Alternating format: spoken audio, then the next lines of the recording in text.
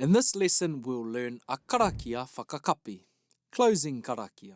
We'll slow it down a bit soon, but let's recite our Karakia at full pace first. Unuhia, unuhia, unuhia te urutapu nui o tāne, te hautapu ariki, te pūtake kōrero, te wānanga ai nei tauira. E rongo e whakairihia ngā tapu kia wātea te hinengaro, te tinana, te wairua, kia rarau ai. Haumi e, hui e, tai ki e. Let's slow our delivery of our karakia down a bit, so we can learn and practice what we are saying.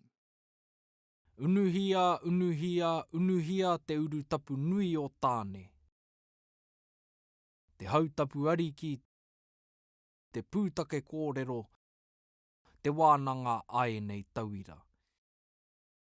E rongo e whakairihia ngā tapu kia wātea te hinengaro, te tinana, te wairua, kia rarau ai. Haumi e, hui e, tai ki e.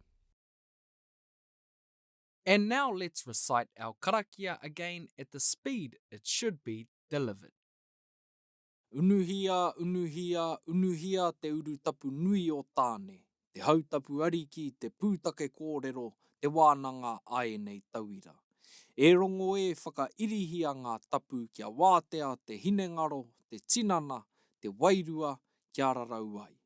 Haumi e, hui e, tai ki e. Tēnā karawhiua.